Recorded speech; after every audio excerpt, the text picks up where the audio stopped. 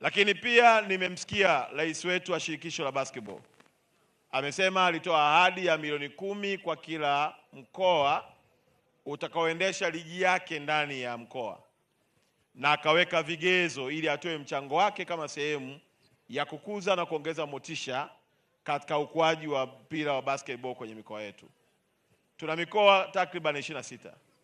Lakini hapa amesema mikoa mitatu tu angalau imeanza. Mitano. Sasa sijajua ni nini kinachoendelea kwa mikoa mingine. Lakini nafahamu tuna uongozi katika kila mkoa ambao ndio unahusika kukuza, kulea na kutambua vipaji vya basketball. Naomba kutumia hadhara hii kusema, moja, kwa mkoa ambao haujaleta timu Dodoma kwenye Taifa Cup na una uongozi, mjehesabu uongozi wenu umekufa hapo hapo. Naomba kurudia tena.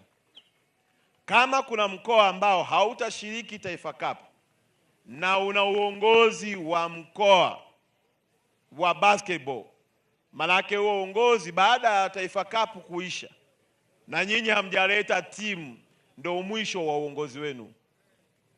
Tumechoka kuwa na viongozi wa vilabu, viongozi wa mashirikisho.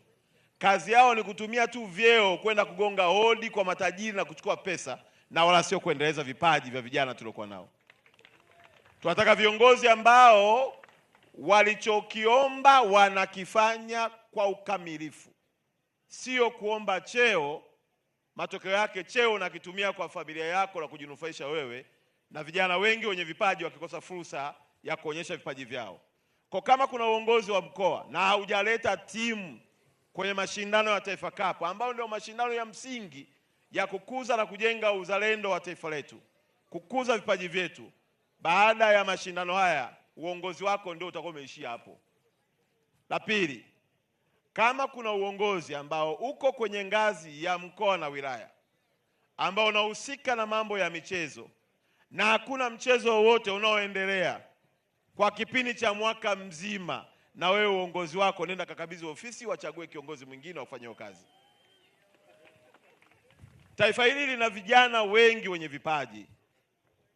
Taifa hili lina vijana wengi wenye ndoto, lakini ndoto zao zinauawa na viongozi uchwala wanaotaka madaraka na hawawezi kufanya kazi wanaoitaka kuifanya. Jambo hilo halitakuwepo tena.